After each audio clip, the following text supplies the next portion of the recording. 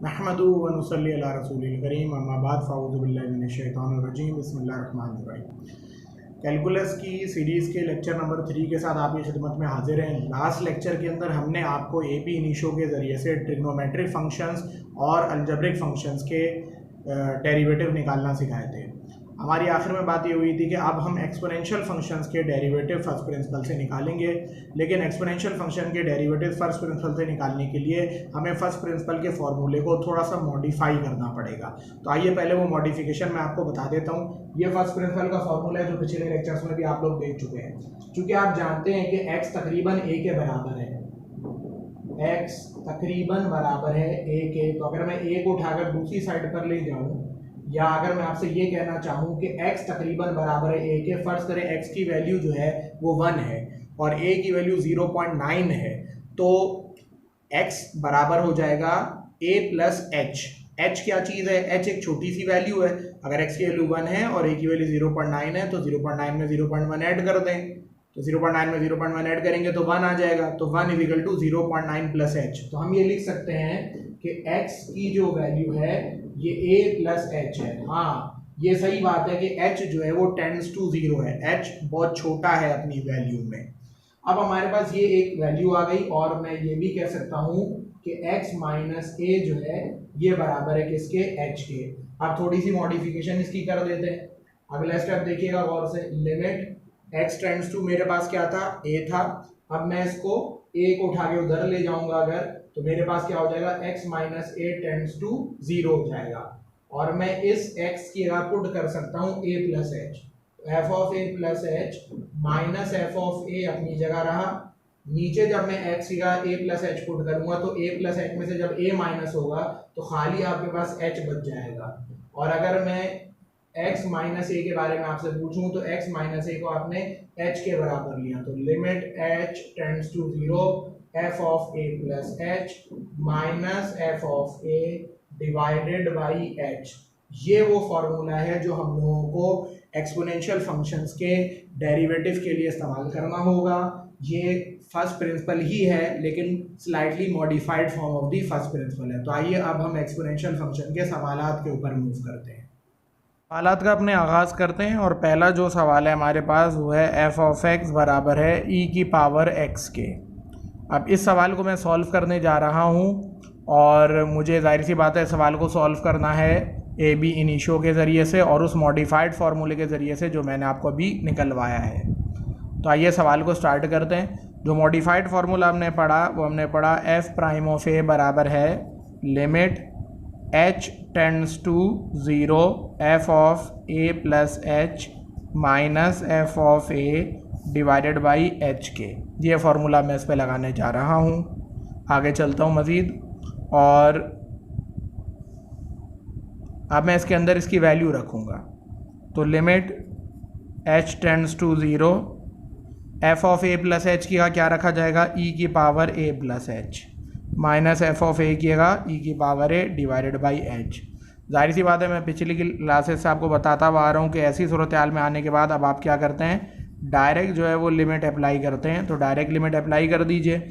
h tends to 0 करेंगे तो क्या हो जाएगा? e की पावर a माइनस e की पावर a, और नीचे आपके पास h टेंड्स टू 0 का मतलब 0 है। ये दोनों कट गए, ये वही 0/0 पिछले वाले सवालात की तरह कौन सी फॉर्म बन गई? Indeterminate form. और जब इनडिटर्मिनेट फॉर्म बन जाती है तो फिर हम सवाल को इस तरह से सॉल्व नहीं करते। अब तरीक़ेकार आपको ये फॉलो करना है कि f प्राइम ऑफ a है लिमिट h टेंड्स टू 0 है, e की पावर a प्लस h है। तो आप एक काम ये करें कि आप इसको e की पावर a इंटू e की पावर h में तोड़ दें, e की पावर a अपॉन h। ये बन गया आपके पास। अब आप इसमें से कॉमन निकाल दें, क्योंकि बेस सेम थी तो पावर ऐड हो सकती है, तो पावर ऐड हुई हुई है तो बेस सेम करके अलग कर लिया। अब आगे मूव करता हूँ और इन दोनों में सब आप क्या करिए, लिमिट h टेंड्स टू 0, दोनों में से e की पावर a को कॉमन निकाल लें। तब आपके पास e की power h minus 1 upon h ये बच गया। अब ये जो e की पावर a है, चूँकि इसमें लिमिट h की लग रही है तो आप e की पावर a को बाहर निकाल सकते हैं, और limit h tends to 0 e की power h minus 1 upon h। देखिए पिछले वाले ट्रिग्नोमेट्री के सवालात के अंदर मैंने आपको ट्रिग्नोमेट्री का फॉर्मूला पढ़ाया था कि साइन एक्स अपॉन एक्स हो और एक्स टेंड्स टू 0 हो तो ये 1 होता है। अब यहाँ पर ई की power h minus 1 upon H, ये एक फार्मूला है लिमिट का जो आपको याद रखना है कि लिमिट x टेंड्स टू 0 बराबर होती है ई की पावर x माइनस 1 अपॉन एक्स, ये बराबर होती है किसके, 1 के। तो ई की power h minus 1 upon h with h tends to 0, ये पूरी चीज़ आपकी बराबर आ जाती है 1 के। अब ई की पावर a को आप इस 1 से मल्टीप्लाई करेंगे तो आपके पास क्या बनेगा, ई की पावर a ही बनेगा और ये आपके पास f प्राइम ऑफ a की वैल्यू आ गई। अब ये जो f प्राइम ऑफ a आपने निकाला है, जाहिर सी बात है इसको अब आप दोबारा कन्वर्ट करेंगे अपने ओरिजिनल फॉर्म में, तो f प्राइम x बराबर हो गया e की पावर x के। इसीलिए हम लोग कहते हैं कि एक्सपोनेंशियल फंक्शन का जो डेरिवेटिव होता है वो एक्सपोनेंशियल फंक्शन खुद ही होता है। आइए एक और सवाल इसकी कैटेगरी का और सॉल्व करें। अब जो सवाल हमने उठाया ये है f ऑफ x बराबर है e की पावर 3x के। सवाल को स्टार्ट करते हैं। f prime of a limit h tends to 0 f of a plus h minus f of a divided by नीचे h, और अब आप इसके अंदर जो फंक्शन दिया हुआ है वो पुट कर दें। f of a plus H का क्या किया जाएगा, e की power 3a plus H put कर दिया जाएगा, और f ऑफ a की का क्या करेंगे आप, e की पावर 3a पुट कर देंगे डिवाइड बाई नीचे आपके पास क्या चल रहा है h। फर्दर आगे चलता हूँ और अगला काम मैं क्या करूँगा, लिमिट h टेंड्स टू 0, इसको ओपन कर दें। जैसे ही आप इसको ओपन करेंगे तो ये क्या बनेगा आपके पास, e की पावर 3a प्लस 3h बन जाएगा। तो e की पावर 3a प्लस 3h और उसको मैं तोड़ के e की पावर 3a इंटू ई की पावर 3h, बेस से में पावर ऐड हो जाएगी, यही चीज़ बन जाएगी, माइनस e की power 3a divided by h कर लिया। इन दोनों में से अगर आप कॉमन निकालेंगे तो कॉमन आपके पास क्या आ जाएगा, e की पावर 3a कॉमन आ जाएगा और अब आपके पास अंदर क्या बचेगा, e की power 3h minus 1 upon h। अब क्या करना है, सारी बात है इसके ऊपर आप h की लिमिट लगा नहीं सकते क्योंकि ये e की पावर की फॉर्म में है। तो अब आप e की पावर 3a को पहले तो बाहर कर लें, ये e की पावर 3a बाहर हो गया, limit h tends to 0 e की power 3h minus 1 upon h। मैंने जो आपको फार्मूला पढ़ाया है उसका रूल ये है कि जो एक्सपोनेंशियल की पावर हो वही नीचे डिवाइड कर रही हो और वही लिमिट में भी हो। तो एक्सपोनेंशियल की पावर 3h है लेकिन नीचे तो h है ना, तो आप इसको 3 से ये मल्टीप्लाई करा लें और ये रहा आपका, यानी ये 3 से डिवाइड करा लिया और ये 3 से आपने मल्टीप्लाई करवा लिया। ऐसा आपने क्यों किया, ताकि जो e की पावर है वही नीचे बन जाए। अब अकल वाली बात है, अगर h जो है वो टेंड्स टू 0 है तो 3h भी टेंड्स टू क्या होगा, 0 ही होगा। दोनों साइड पर आप 3 से मल्टीप्लाई करा दें, लेकिन बेवकूफ़ाना सी बात है कि यहाँ पर लिखा जाए कि 0 इंटू 3 ये 3 है। अब आप देखें ये वही चीज़ बन गई, ये क्या बन गया आपका, ये वही फार्मूले पे पूरा उतर गया। जो e की पावर x है वही नीचे डिवाइड कर रहा है, माइनस 1 हो रहा है और वो जो वैल्यू है टेंड्स टू 0 है। तो ये आपके पास बन गया 3e की पावर 3a बन गया। ये आपके पास f प्राइम ऑफ a की वैल्यू आ गई। फाइनली आप इसको f प्राइम ऑफ x की फॉर्म में लिख दें और f प्राइम ऑफ x की फॉर्म में क्या बन जाएगा, 3e की पावर 3x हो जाएगा आपका आंसर। फाइनली एक्सपोनेंशियल का एक आखिरी सवाल सॉल्व करने आ रहे हैं और वो हमारे पास सवाल है, फ़र्ज़ कर लीजिए e की पावर माइनस 2x आपको दिया हुआ है। अब ये आपने इसका भी क्या करना है, डेरिवेटिव निकालना है। तो f prime of a limit h tends to 0 f of a plus h minus f of a divided by h। अब क्या करना है अगला काम, सारी बात है इसमें वैल्यू डालनी है। तो limit h tends to 0 f of a plus h की का क्या लिखेंगे, e की पावर 2a प्लस h और f ऑफ a की का e की power minus 2a divided by h। ये उसी तरह जैसे हमने पीछे किया था वैसे ही यहाँ पर भी हमें करना है। लिमिट h टेंड्स टू 0, इसको अगर आप ओपन करेंगे तो e की पावर माइनस 2a इंटू ई की पावर माइनस 2h फिर e की power minus 2a divided by ये h हो गया। अब इन दोनों में से अगर आप कॉमन देखें तो आपके पास e की पावर माइनस 2a क्या आ रहा है, कॉमन आ रहा है। e की पावर माइनस 2a कॉमन निकालने के बाद अब आपके पास जो मामला बचा वो लिमिट h टेंड्स टू 0 की पावर माइनस 2a, यहाँ पर आपके पास e की power minus 2h minus 1 upon h हो गया। मैं आपको पहले ही समझा चुका हूँ कि इसमें e की पावर h तो आ नहीं रही है तो इसमें लिमिट लग नहीं सकती, इसको आप बाहर निकाल दें। e की power minus 2a limit h tends to 0, अब इस पूरे में तो h आ रहा है, लेकिन अब मैंने आपको बताया था कि जो एक्सपोनेंशियल की पावर है वही नीचे डिवाइड करनी चाहिए। तो एक्सपोनेंशियल की पावर -2h है, नीचे भी क्या होना चाहिए -2h। तो ये -2 मैंने यहाँ दिया और यहाँ जो है ये -2 मैंने क्या करा, ये -2 मैंने समझे ले भी लिया। ये -2 मल्टीप्लाई का, ये -2 डिवाइड करो। दूसरी बात वही कि अगर h टेंड्स टू 0 है तो -2h भी टेंड्स टू 0 ही होगा। दोनों साइड में -2 से मल्टीप्लाई कर दें। अब ये देखिए ये पूरी चीज़ क्या बन जाएगी आपकी, ये 1 बन जाएगी और ये आपके साथ आ गया -2e की पावर -2a। ये आपके पास वैल्यू आ गई f प्राइम ऑफ a की। अब इसको बस आप कन्वर्ट कर दें किसके अंदर, f प्राइम ऑफ x की फॉर्म में। तो 2e की पावर -2x जो है ये आपके पास क्या बन गया, फॉर्मूला बन गया। एक आखिरी काम हमें इस एक्सपोनेंशियल फंक्शन से रिलेटेड करना है और वो ये है कि देखिए अभी तक हम जितने भी सवाल सॉल्व कर रहे थे उन सब में e की पावर आ रहा था। अगर सवाल जो है वो a की पावर की फॉर्म में आ जाए, यानी 2 की पावर x आ जाए, 3 की पावर x आ जाए, तो फिर क्या किया जाएगा, तो वो देखने वाला सवाल है। अब मिसाल के तौर से मैं आपको पेपर में कह दूं कि भाई a की पावर x आपने क्या करना है, कैलकुलेट करना है। तो a की पावर x ये आपका फ़र्ज़ कर लीजिए f ऑफ x है। अभी आपने इसको कैलकुलेट करना है, f of x is equal to a की पावर x को। तो हमने फार्मूला लगाया कि f प्राइम ऑफ a बराबर है limit h tends to 0 f of a plus h minus f of a divided by h। अब मैं इसके अंदर वैल्यू रखने जा रहा हूँ। अब एक तो प्रॉब्लम ये है कि अच्छा एक चीज़ मसला ना कर जाए कि यहाँ पर a इस्तेमाल कर रहे हैं, यहाँ पर भी a किया हुआ है, तो मैं सवाल को रीफ्रेश करके कर दे रहा हूँ लेट से 2 की पावर x, ताकि फ़र्क हो जाए खाली। तो अब बहरहाल अगर मैं इसको सॉल्व करूँगा तो मैंने क्या लिखा, limit h tends to 0 f of a plus h की क्या करूँगा, f ऑफ x है, x किएगा a प्लस h होएगा। तो 2 की power a plus h minus यहाँ क्या हो जाएगा, यहाँ हो जाएगा 2 की पावर a डिवाइडेड बाई आपके पास h आ जाएगा। अब प्रॉब्लम ये है कि मैंने अगर मैं इसमें से अभी तोड़ के 2 की पावर a को कॉमन भी निकाल लूँ तो भी मैं एक जगह चलकर फंस जाऊँगा। चलिए आगे चलते हैं, फिर देखते हैं क्या मसला आना है। इन दोनों में से अगर आप कॉमन निकालेंगे तो 2 की पावर a कॉमन आ जाएगा। अब आपके पास अंदर क्या बचेगा, 2 की power h minus 1 upon h। Problem यह है कि 2 की पावर h के साथ e की पावर h के साथ 1 होता है। ये 2 की पावर h के साथ 1 नहीं होता। तो पहले तो चलें काम ये करें कि 2 की पावर को आप बाहर निकाल लें पहले। अब लिमिट आपके पास h टेंड्स टू 0 बचा, लेकिन प्रॉब्लम क्या है, e की पावर h नहीं लिखा हुआ, ये 2 की पावर h लिखा हुआ है और हमने 2 की पावर h के लिए नहीं फार्मूला 1 का पढ़ा हुआ, e की पावर के लिए पढ़ा हुआ है।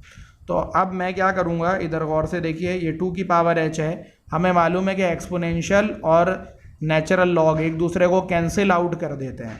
तो मैंने लिखा e की पावर ln 2 की पावर h। अब ऐसा करने से मुझे क्या फ़ायदा है, ये अगर नेचुरल लॉग है तो ये नेचुरल एंटी लॉग कहलाता है एक्सपोनेंशियल फंक्शन। e और ln एक दूसरे को काट देते हैं, तो ये तो अगर काट देंगे तो वही 2 की पावर h बचेगा ना। बहरहाल फिर आपने मैट्रिक क्लासेस में पढ़ा था कि ln a की पावर b जो होता है ये बराबर होता है b ln a के, यानी ln जिस पर अप्लाई हो रहा होता है उसकी पावर को पीछे उतार देता है। तो ln यहाँ पर 2 पे अप्लाई हो रहा है, 2 की पावर क्या h है, इसको आप पीछे उतार दें तो आपके पास क्या बनेगा, आपके पास बन जाएगा जैसी पावर पीछे उतरेगी तो h और ब्रैकेट में क्या आ जाएगा आपके पास ln 2 आ जाएगा। या फिर आप चाहें तो आप इसको ऐसे भी लिख सकते हैं कि पहले आपने नंबर लिख लिया और फिर आपने h लिख दिया। अब जहाँ पर भी 2 की पावर h मौजूद है वहाँ पर मैं क्या पुट करने वाला हूँ, वहाँ पर मैं e की पावर ln 2h पुट करने वाला हूँ यहाँ पे। आइए इसको देखते हैं। अब now f prime of a बराबर हो जाएगा 2 की पावर है, ये 2 की पावर है अपनी जगह रहा, multiply by limit h tends to 0 था, चलो हम भी यही लिख लेते हैं, लिमिट h टेंड्स टू 0 बाद में देखेंगे। 2 की पावर h का मैंने क्या किया, e की power ln h minus 1 upon h ये कर दिया। अच्छा अब इससे मुझे एक फ़ायदा तो ये हो गया कि मेरा सवाल जो है वो e की पावर की ज़बान में आ गया है, पर प्रॉब्लम ये है कि e की पावर है h नहीं है, उसके साथ ln 2 भी है, जबकि नीचे मेरे पास ln 2 मौजूद नहीं है। अब जाहिर बात है ln 2 एक नंबर है, तो मैंने आपको क्या बताया, जो ई की पावर हो वही नीचे डिवाइड करनी चाहिए, वही लिमिट में भी होनी चाहिए। तो यहाँ ई की पावर ln2h है, तो नीचे भी क्या होना चाहिए था, ln2h होना चाहिए था। तो अब अगले स्टेप में मैं क्या करूँगा, ln2 से मल्टीप्लाई और डिवाइड कराऊंगा और इसके आगे खुद ही लिख दूंगा ln2h। तो अगर h जो है वो 0 को टेंड कर रहा है तो ln2h भी 0 को टेंड करेगा। ठीक है, तो हमारा अब अगला काम क्या है, ln2 से मल्टीप्लाई और डिवाइड कराना। ln2 से ये मैंने मल्टीप्लाई करा दिया, साथ में इसके 2 की पावर a था इनटू लिमिट, मैंने बोला था कि यहाँ खुद से मैं ln2h के साथ लिख दूंगा टेंड्स टू 0। दूसरी तरफ मेरे पास e की पावर ln2h -1 और डिवाइड में मेरे पास h था, इससे पहले मैंने ये ln2 खुद लिख लिया, ये ln2 से मल्टीप्लाई ln2 से डिवाइड। अब देखिए जो e की पावर है वही नीचे डिवाइड भी कर रही है और वही लिमिट में भी है, तो इस पूरी चीज़ को मैं टेंड्स टू क्या कर सकता हूँ, अब 1 कर सकता हूँ। ये 1 हो गया, पीछे मेरे पास क्या बचा, 2 की पावर a ln2, ये मेरा f प्राइम ऑफ a आ गया। तो अब अगर मैं f प्राइम ऑफ x निकालूंगा तो ये क्या हो जाएगा, ये हो जाएगा 2 की पावर x हो जाएगा ना, और साथ में क्या आ जाएगा, ln2 आ जाएगा। तो इस तरह आप जो है वो, अगर आपके पास जो एक्सपोनेंशियल फंक्शन है वो e की पावर में नहीं है बल्कि वो किसी और नंबर पे चल रहा है, तो आप उसको इस तरह से क्या कर सकते हैं, कैलकुलेट कर सकते हैं। तो यहाँ पर हमारे सवालात यूजिंग दी फर्स्ट प्रिंसिपल क्या हो गए, कंप्लीट हो गए। अब हम मूव करेंगे एक चार्ट के ऊपर। मैं यहाँ चार्ट बना रहा हूँ और इस चार्ट को यूज़ करके हम लोग जो है वो अगले लेक्चर के अंदर जो है वो सवालात को डायरेक्ट सॉल्व करेंगे। अब ए बी इनिशियो को लगाकर सवालात सॉल्व नहीं किए जाएंगे। तो आइए वो चार्ट ज़रा बना लेते हैं। एक तरफ हमारे पास इस चार्ट के अंदर, अब मैं डायरेक्ट फार्मूले असल में दे रहा हूँ आपको, चार्ट फॉर डिफरेंशिएशन का। तो डिफरेंशिएशन के चार्ट में आपने ये बात याद रखनी है कि आपके पास एक तरफ फंक्शन चल रहा होगा और दूसरी तरफ उसका क्या चलाएंगे, आप डेरिवेटिव चलाएंगे। तो देखिएगा ज़रा इधर, ये आपके पास f ऑफ x है और ये आपके पास f प्राइम ऑफ x है। पहली चीज़ होगी कांस्टेंट का डेरिवेटिव तो 0 होना चाहिए क्योंकि कांस्टेंट में कोई तब्दीली नहीं आती और डेरिवेटिव चेंजेस को शो करता है। दूसरा x की पावर n, या एक काम करते हैं कि हम सवालात को बॉक्स के हिसाब से लेकर चलते हैं। तो बॉक्स की पावर n, ये बॉक्स वाली लॉजिक बड़े काम की है। बॉक्स की पावर n का मतलब बॉक्स में कुछ भी हो सकता है, कोई भी वेरिएबल हो सकता है, इवन इसमें x भी हो सकता है, इसमें cos x भी हो सकता है, कुछ भी हो सकता है। तो जब भी किसी चीज़ पर पावर n हो तो n पावर नीचे उतारें और बॉक्स की पावर में से एक माइनस करें। फर्दर डेरिवेटिव बॉक्स का ना लेना भूलिएगा। सेकंड, अगर आपसे कहा जाए कि e की पावर बॉक्स है, तो e की पावर बॉक्स तो आपने अभी देखी भी थी, वैसे e की पावर बॉक्स का डेरिवेटिव e की पावर बॉक्स ही होता है। फर्दर डेरिवेटिव बॉक्स का, याद रहे बॉक्स में x होना चाहिए। पार्ट 4, साइन बॉक्स का अगर आप डेरिवेटिव निकालते हैं तो ये आता है cos box, further derivative box का। इसी तरह कॉस बॉक्स पर आ जाएं तो कॉस बॉक्स का जो डेरिवेटिव होता है ये होता है minus sine box, further derivative box का। आगे चलते हैं, टेंजेंट बॉक्स का डेरिवेटिव होता है sec square box, further derivative box का। मज़ीद आगे साइन हो गया, कॉस हो गया, टेंजेंट हो गया, तो जाहिर बात है अब बारी आएगी किसकी, कोसेक कर लेते हैं। चलें पहले, कोसेक बॉक्स का डेरिवेटिव होता है minus cosec box into cot box into further derivative box का।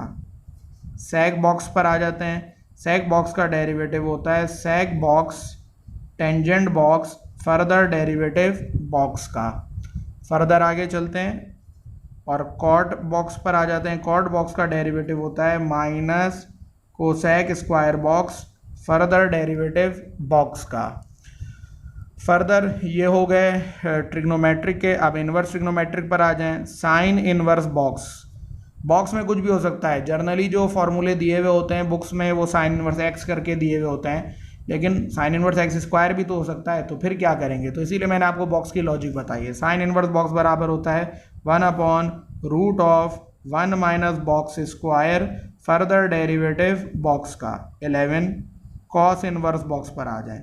कॉस इन्वर्स बॉक्स और साइन इन्वर्स बॉक्स सेम ही होते हैं, सिर्फ एक साइन का फ़र्क होता है, यानी इसमें माइनस आ जाता है 1 माइनस बॉक्स स्क्वायर, बाकी ये सेम है। फर्दर डेरिवेटिव किसका, बॉक्स का। अब जाहिर बात है साइन इनवर्स हो गया, कॉस इनवर्स हो गया, तो अगले क्या बनते हैं, टेंजेंट इनवर्स, कॉट इनवर्स।